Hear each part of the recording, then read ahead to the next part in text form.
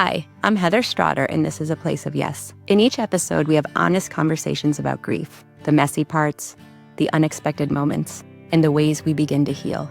Through heartfelt stories and expert advice, my hope is to offer you comfort, connection, and a reminder that you don't have to navigate this alone. Today, I'm joined by Molly Pearson, founder of Birthdays from Beyond. What started as a daughter asking her dad to write future birthday cards became a way for families to keep making moments together, even when they can't be in the same room anymore.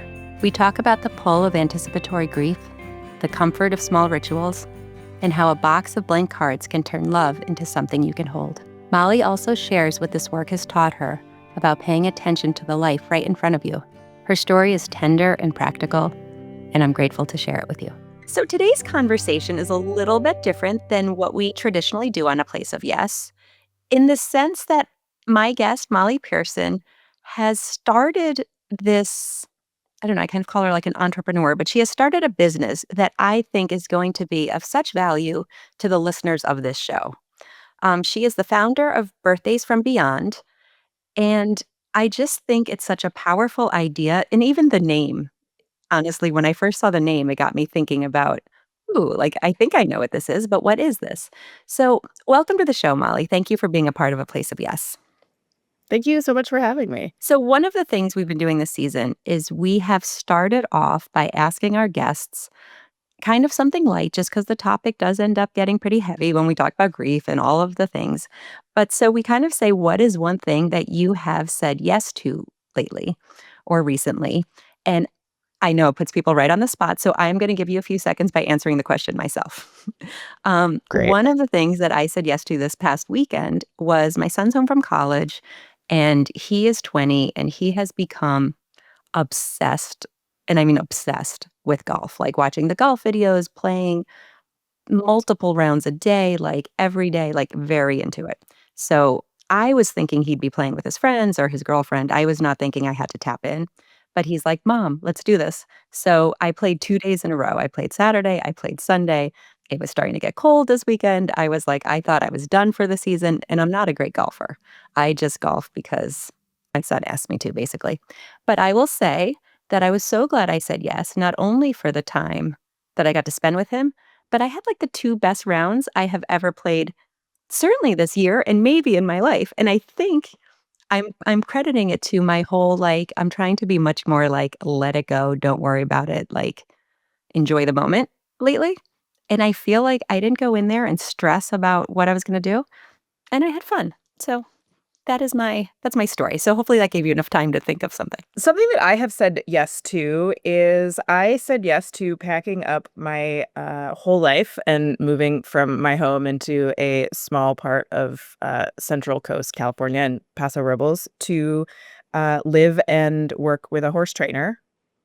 And it has been the one of the greatest gifts of my whole life to be here and to be steeped in his philosophy and to be able to ask so many questions all day long as they arise for me has been really, you know, so much of his philosophy of being with horses and training horses is also a spiritual pursuit and the process of working on ourselves and our own personal development. And so it's like living in a enlightenment think tank That's with my favorite animals. that sounds actually kind of perfect. It's amazing. I'm really lucky to be here. That's awesome, and that's an amazing example, honestly, because and it's sort of, I mean, very different than mine, but it fits into I think that spirituality, right? Like that mind shift of like when we shift our minds, and so much in grief, I think, is about perspective and how you look at things. Um, because you can stay in the sadness or you can stay in the horrible feelings, or you can like attempt to try, and I'm certainly not lightening anyone's load, but, like, you can really look at it from a different place, and that's where this whole podcast came from and where the whole even title came from of, like, A Place of Yes, like, trying to have that like, flip the switch a little bit on how you look at things, and it sounds like you're getting to kind of do that on a ongoing basis, which is kinda cool.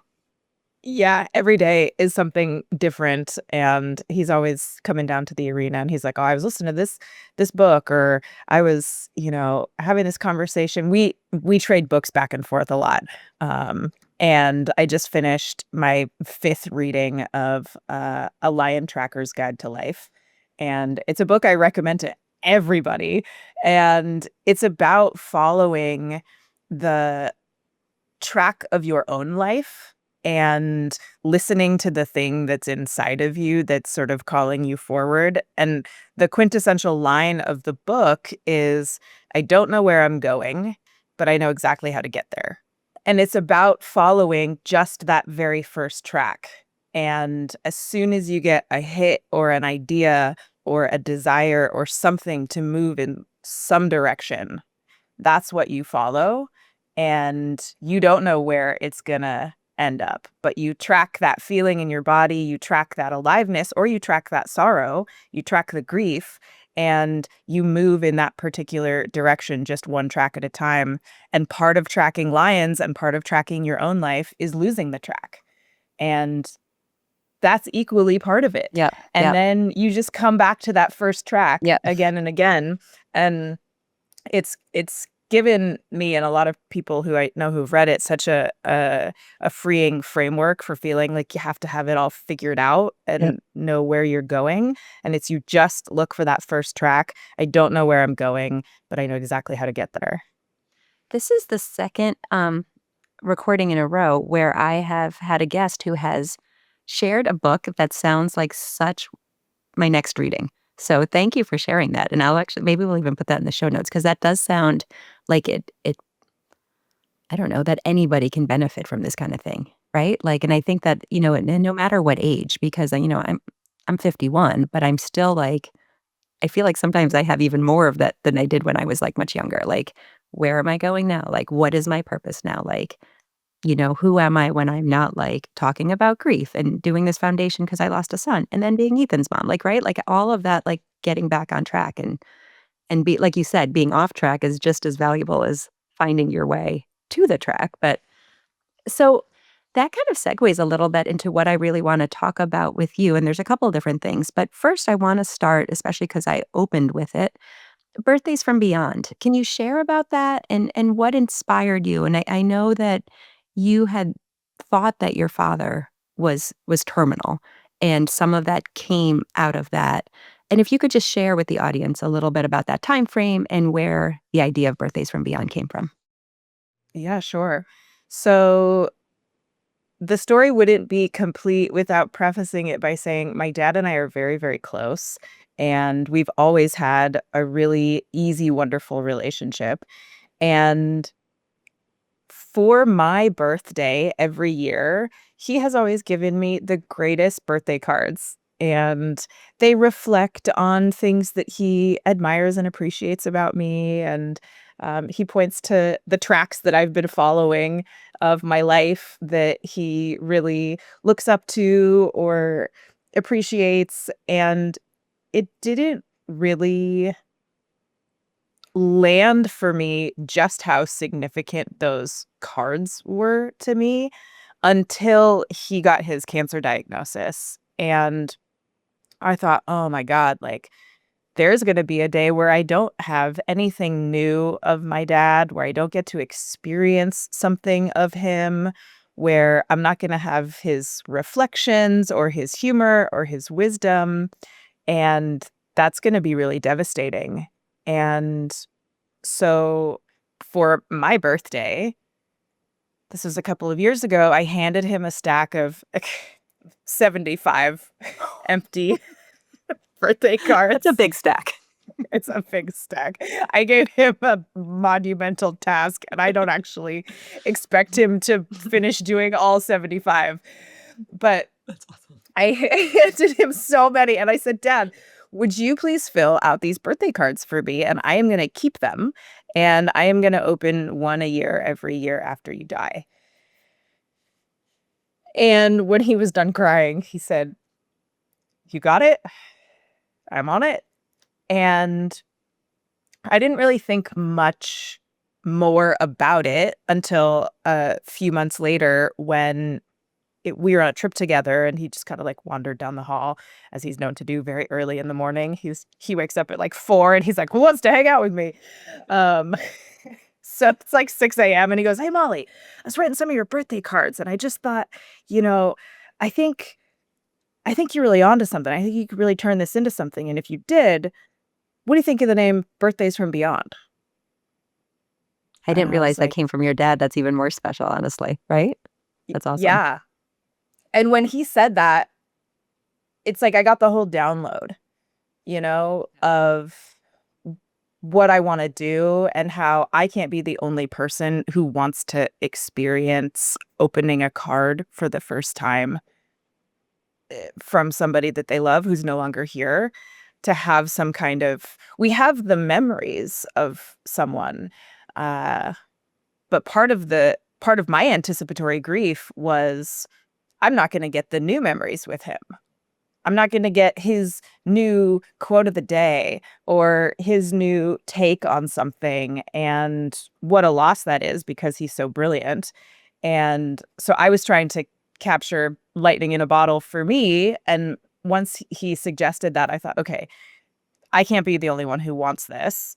I've gotta do this." And so it all came together very quickly after that, the design of it, and I found an assistant because my ADD doesn't let me finish anything at all ever. And so everything it was like the universe was saying yes. Yep. This was a place of yes, right? Where the universe was like, "Aha, here you go. Here's the right person for you to talk to. Here's the right person for you to know to get this produced. Here's the right, company to work with who's gonna be able to handle the, the boxes for you and ship them out for you. Here's your designer. Here's your web designer." Awesome. It all fell into Um, place. it all totally fell into place, and yeah, it all fell into place. So how does it work? So you go to the website and walk me through that. Like what like if I wanted to do this because I just think this is such a special service for two reasons. One is you definitely weren't alone thinking those thoughts, right? Like when I lose my person, and especially when you have a massive health scare, or some days when your brain just goes there, right? Like what if there's going to be a day when my dad is gone or my mom is gone, or that it's reality. And we can think that, okay, we're going to give them this and we're going to do it. But sometimes it's even too daunting. And you were, kind of had the foresight to be like, Dad, here's the cards. This is what I want you to do. But the fact that there's a service where we can go online, buy a kit, it makes that initial step, which I would think is the hardest, easier. So walk me through what someone would do. Sure. So to your point, I wanted to make it as easy as possible, uh, because knowing where to start can be pretty challenging. And so you get the box in the mail, and you have your own little card and envelope that you get to open first. That's for you. It says "Open me first," and there's some instructions and ideas essentially, for working on it, and that lightens the load a bit or that makes things a bit easier is I've included a bunch of different questions and prompts in there to start priming the pump for what you wanna write in a birthday card, because you can sit in front of this box has 15, it doesn't have 75 empty cards, so that That load has is you much living a lighter. long time, yeah. Yeah. You are not running any risk of not having a year without one.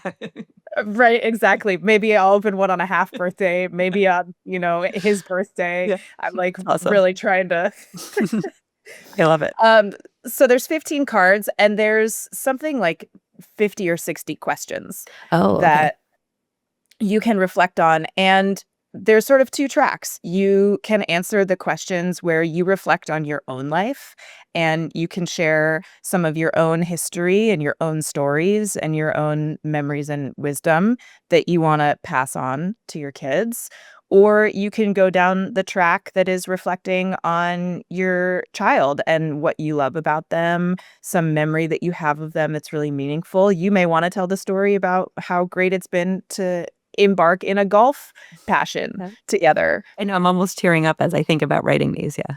I mean, it's awesome. And this is another piece I have to give credit to my dad for, because the he and I have talked on a handful of occasions about what makes for a good compliment to somebody.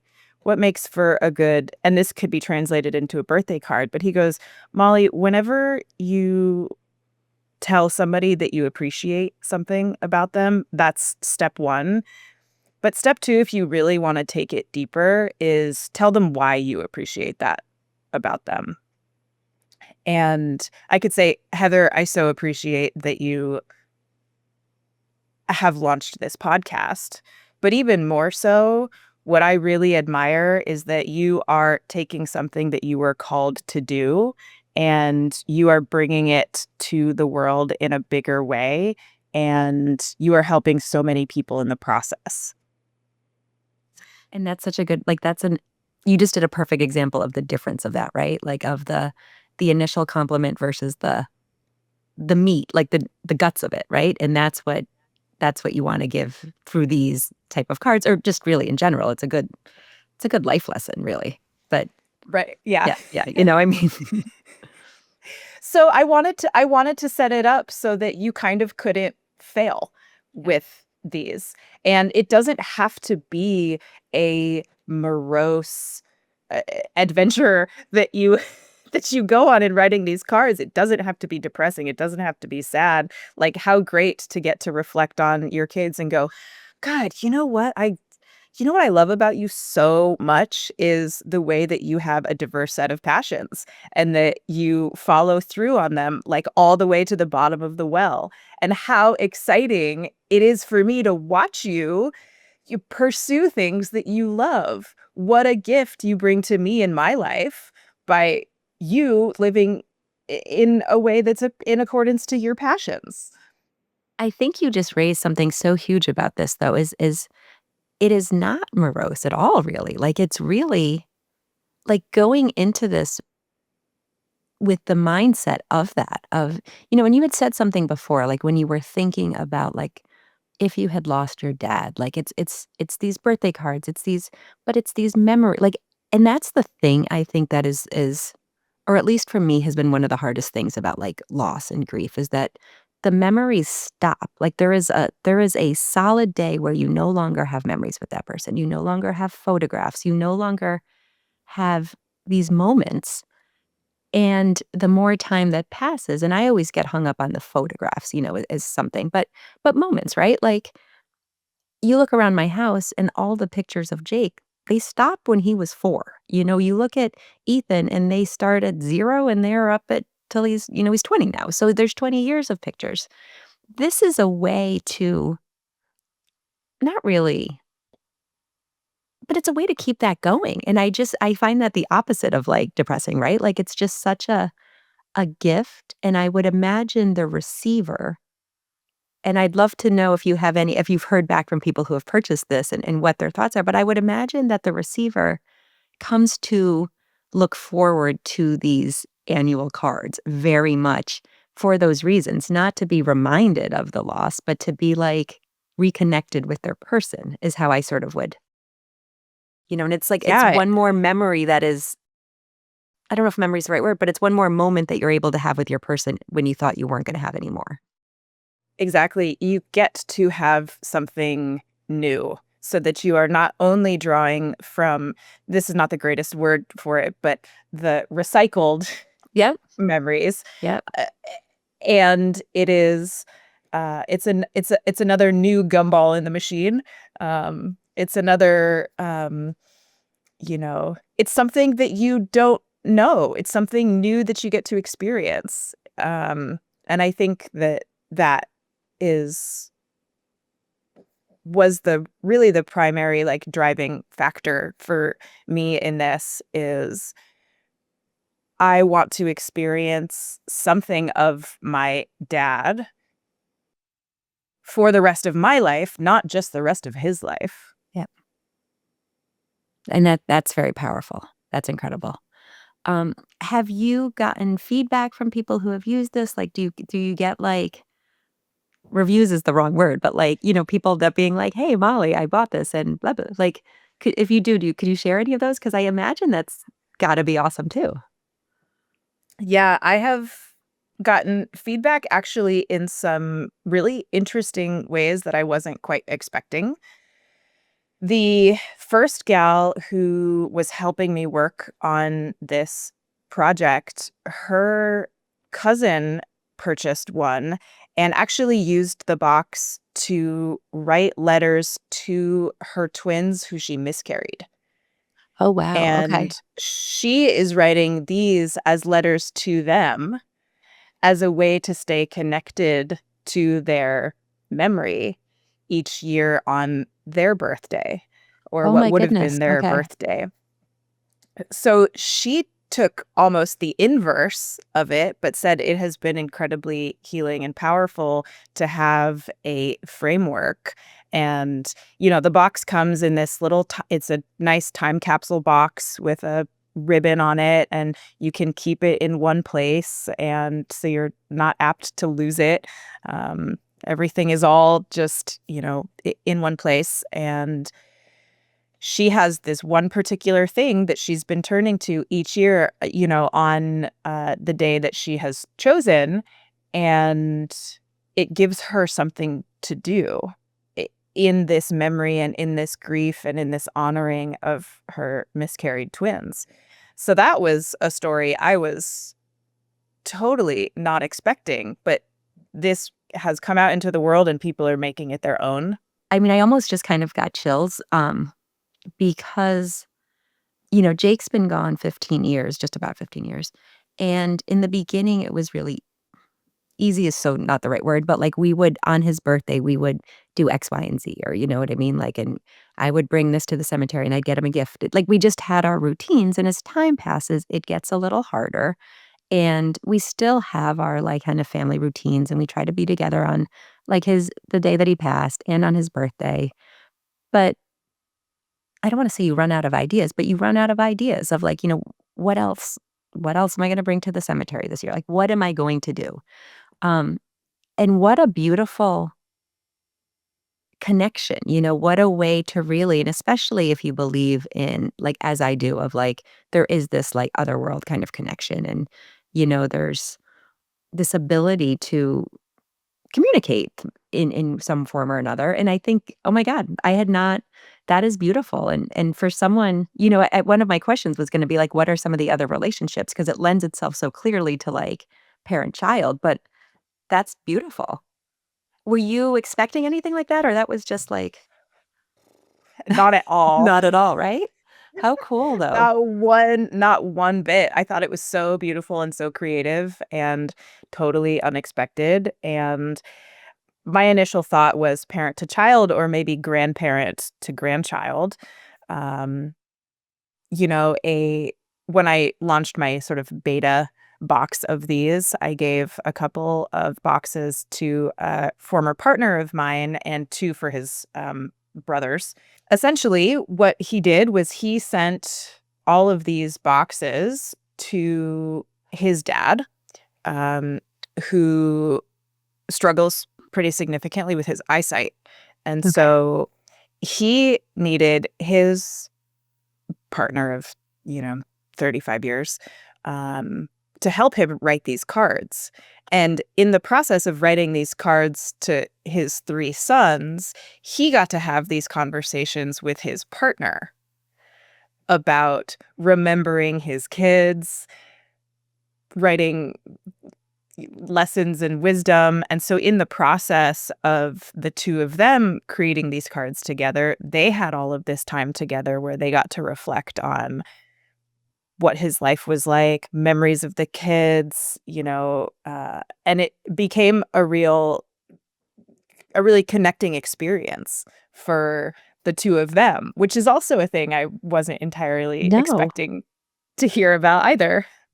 Well, I feel like I'm ripping everything off now because I'm like, "Oh my god, I was thinking of doing this for Ethan," but I was like, "How cool would it be for, like, Brian and I to either whether we had our own sets or we, like, wrote on the same card or, like, what a walk down memory lane it would be, or what a, like, beautiful way to remember, to I don't wanna say force yourself, but it's so easy to not spend time in the memories even when they're good ones, right? Like, you just because life is busy and, you even reference because I think we're similar in this, like, fully ADHD, like, start one thing and then start another thing, and I'm here, and I don't sit in, like, the thoughts, but to create a time where we would sit in something together, even if it was separate, it's beautiful. Mhm, mhm. It's so interesting how, like, people have made this their own. Yeah, yeah. I'll tell you one more, story that I also thought was, wonderful about someone who made this his own is, he's a super healthy 50-year-old dad of 2, um, having a great time in life, not at all thinking about his death, and what he did with this box was in each card, he put some, mm how do I wanna say it? Like,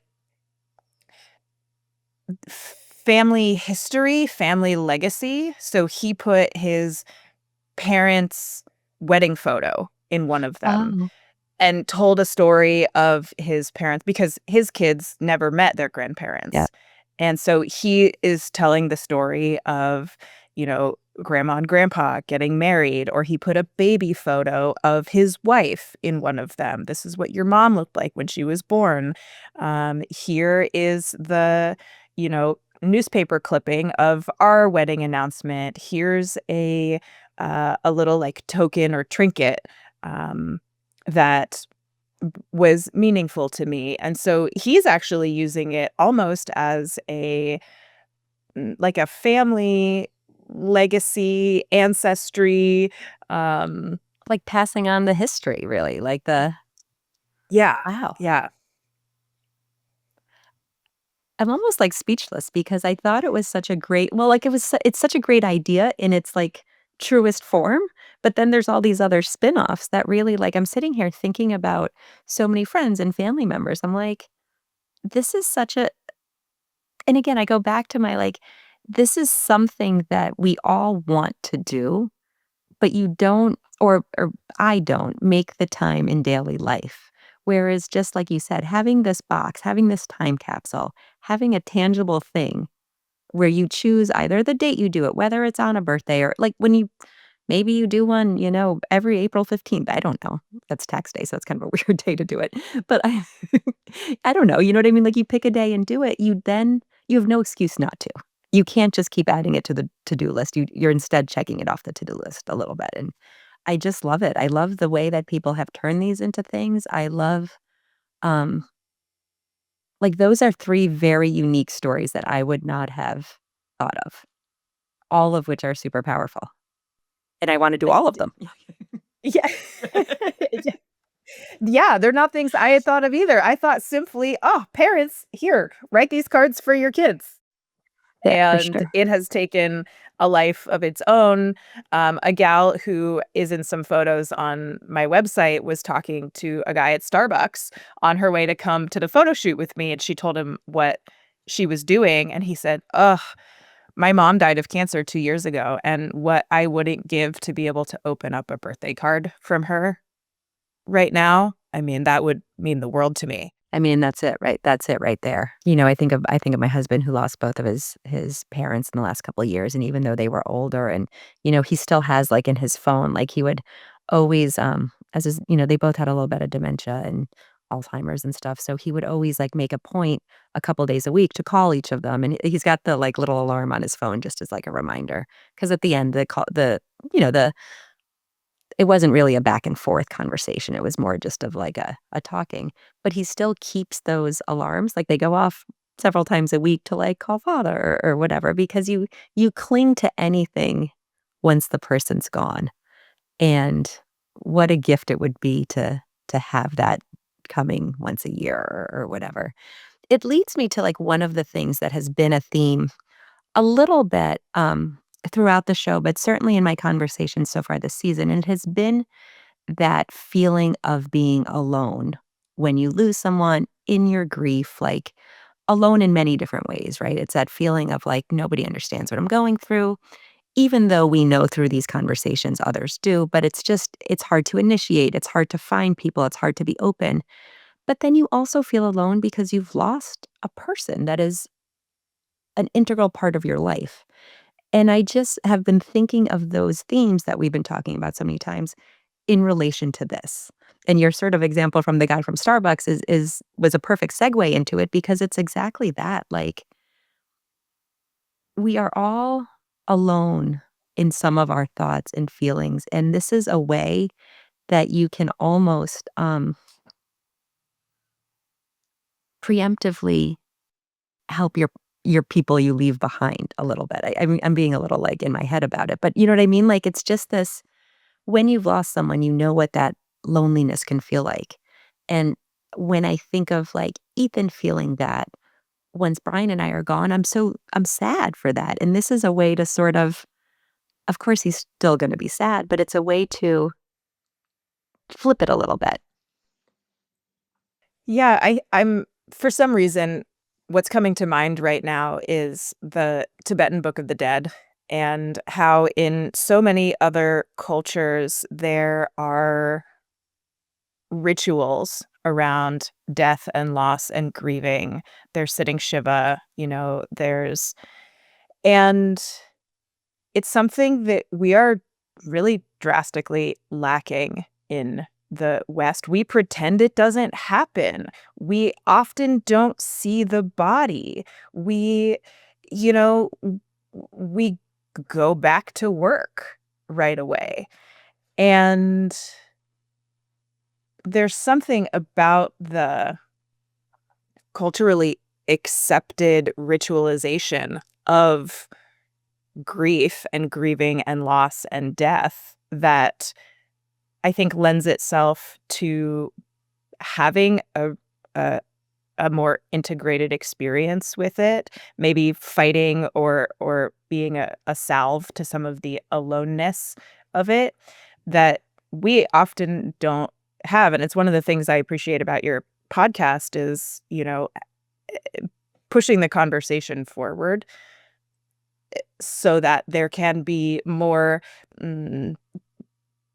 wider, like, safe landing places for people who are 100%. experiencing this. And, I don't purport to be a cultural phenomenon of ritualizing grief in the West at all.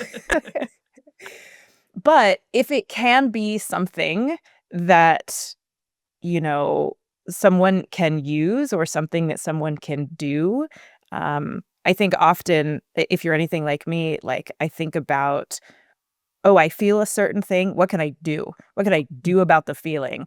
How can I get rid of the feeling? How can I change the feeling? Yeah. And what's the thing, the productivity? What's the action I can take?" Yes. And this is an action that you can take, either to deal with your anticipatory grief if you are, a child anticipating the loss of a parent. This is an action you can take. You can say, "Here, mom, dad, Do fill this. this out. Do Do this, this." please.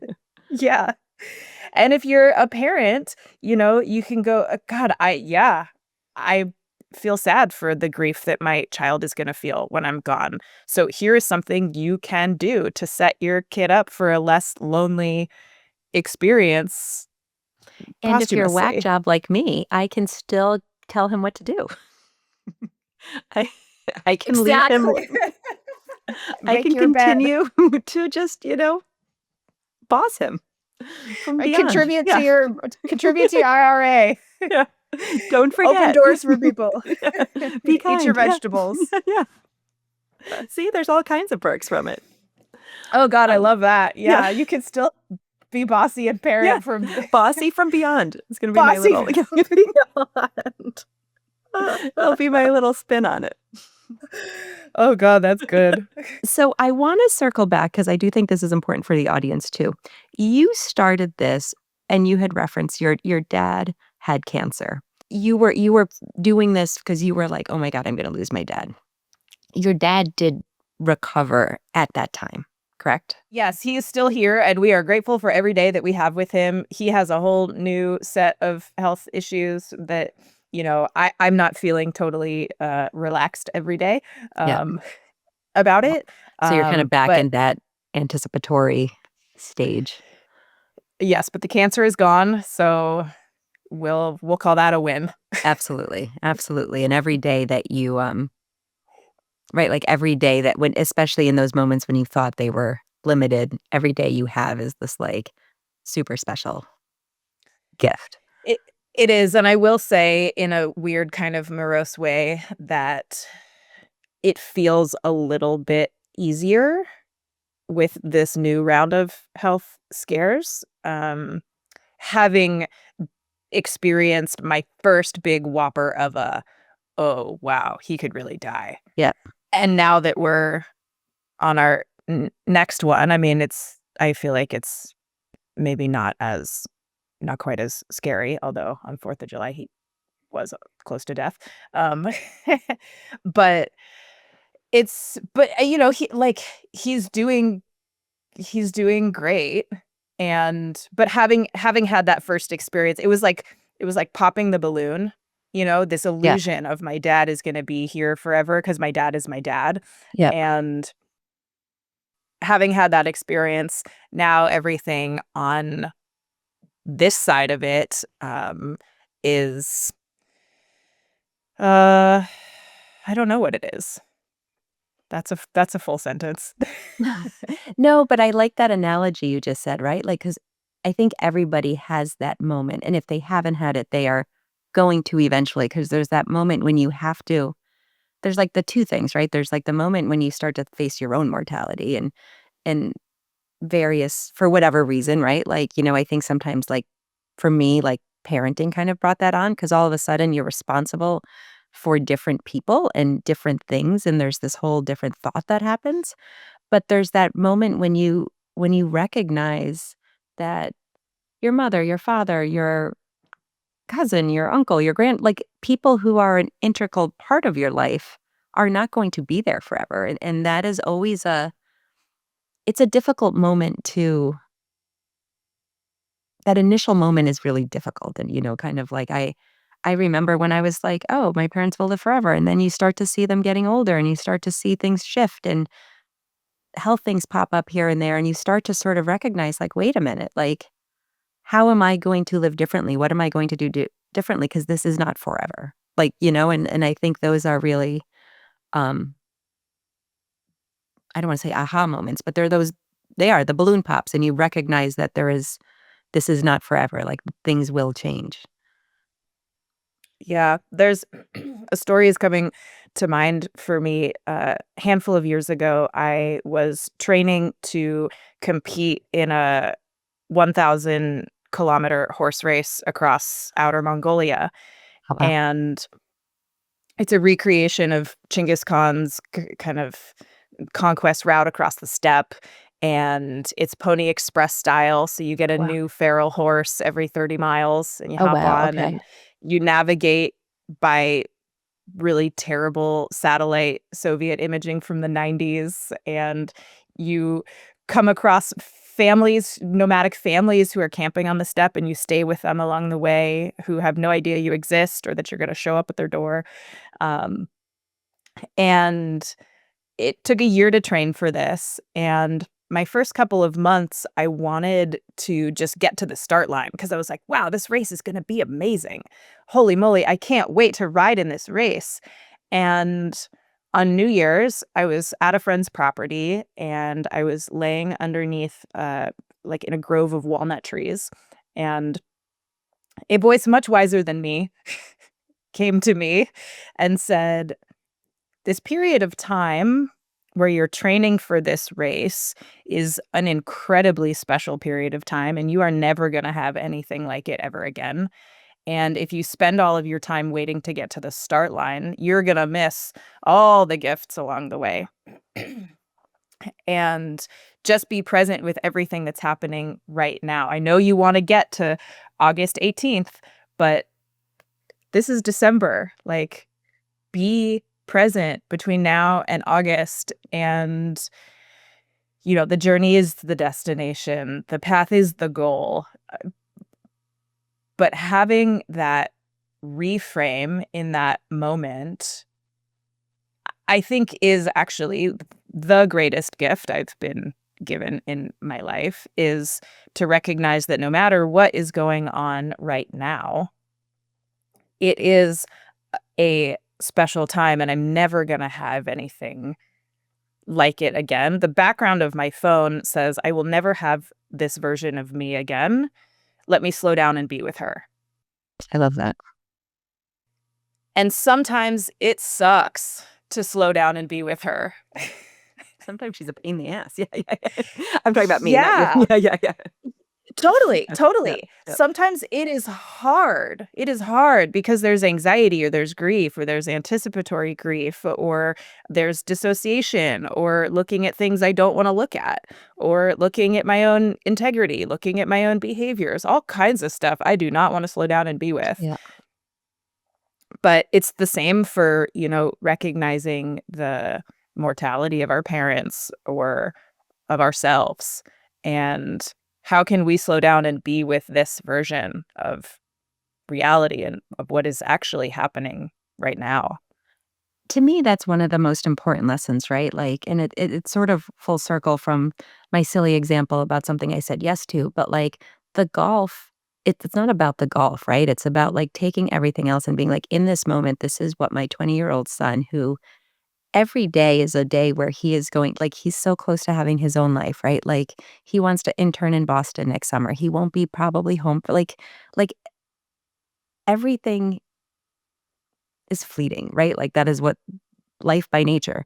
So, like, that moment of, like, staying with what it is right now, and if that means going golfing or if that means not getting some of my work done because he's like, it's embracing those moments and sitting with them, even when our nature is to say, "No, I'm too busy," or, "No, I have to do this," or, "No, I can't wait for this trip," or, "I can't," like, I always joke, like, when we go on vacation, that that moment before the actual vacation is almost the best part because once it starts, it's closer to being over, right? Like, it's like figuring out how to embrace those moments, and that has a lot to do, I think, with life, but also with grief and with how we can approach grief, and, like, in these conversations, if we stop and make more time for these moments, then you have more to carry you when you are grieving or when you are in these different places.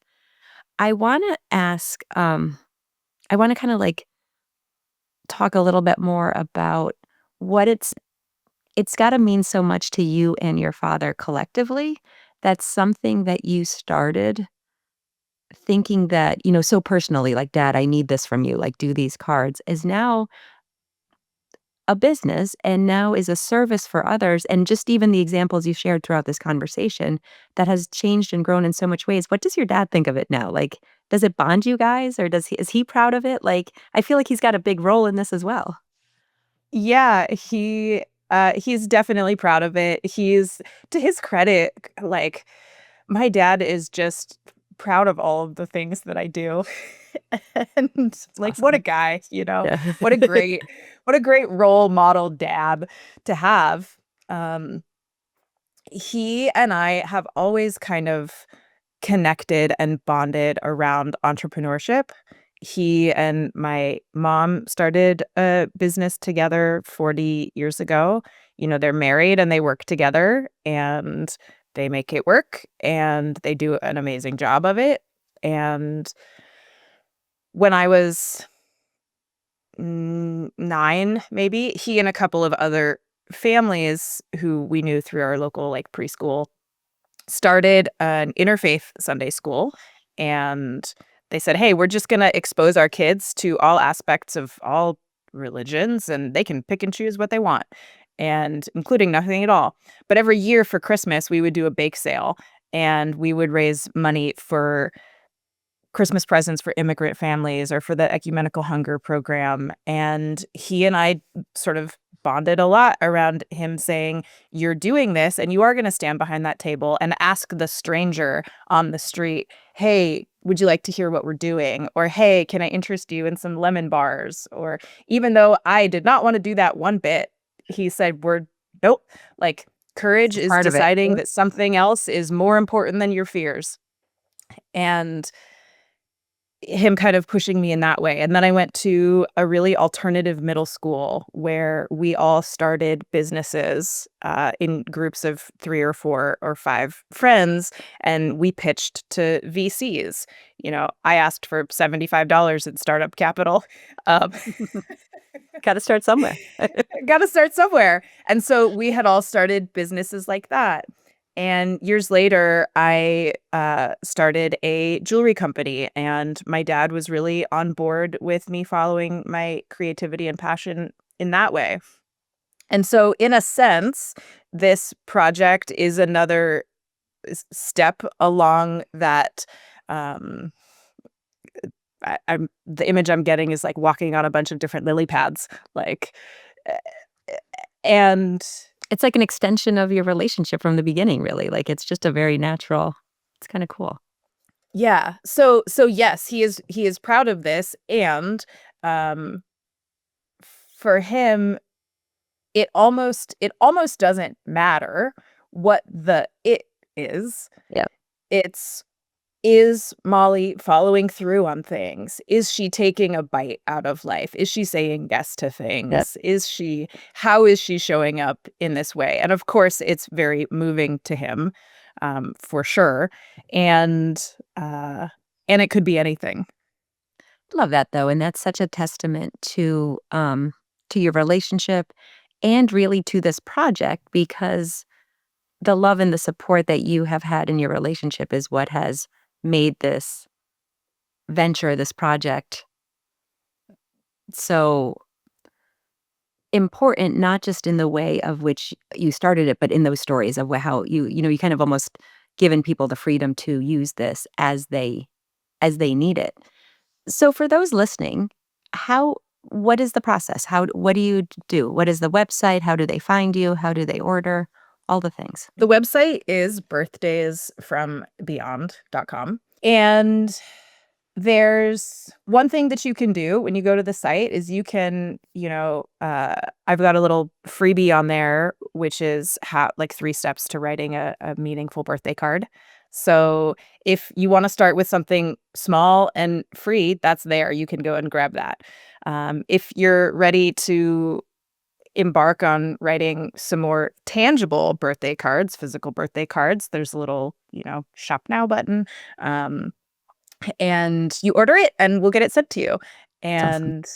And um you open up the box and you'll have the little card that's meant for you first, and then just below that you'll see your stack of um empty birthday cards and envelopes. And when you're done with the 15 of them, or you could do more than that. You could turn it into a longer project and bring in more cards or photos or crystals or pens or whatever, snacks.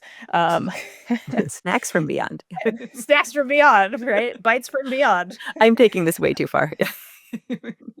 You leave everything in the time capsule box that it comes in.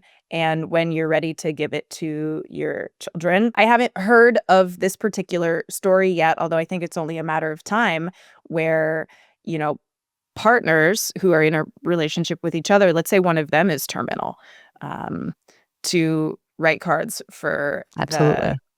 surviving partner. Um, so once you're done writing these cards and using the handy dandy questions and prompts and questions that I've included there for you, then you put them in the box and then you give it to your person and say, "Here, I've made this for you to make your life better." I love it. I absolutely love it. I am so grateful to have connected with you.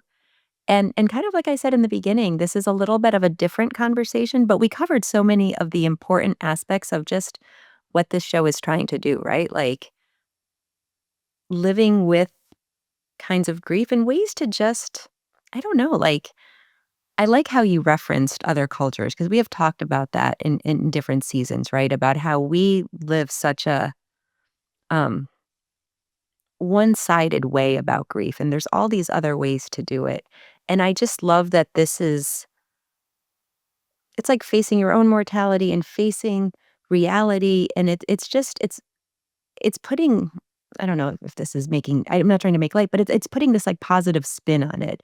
And it's making it, it's helping make it something that's not so scary and morose. Like, I mean, it's just, I just really love this project. And I love that it came out of, like, I love the starting story of you saying to your dad, do this for me, and then really taking it into something that is helping everybody. And I am really excited to share this with my listeners, and I think it's gonna be really valuable.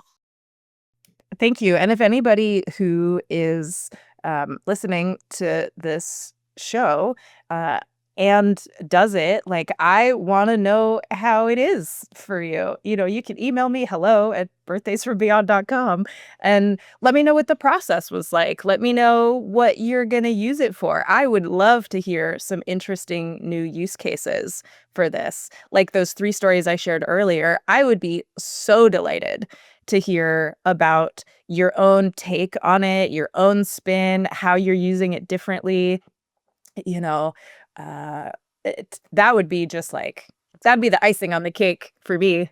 That's awesome. No, that's awesome.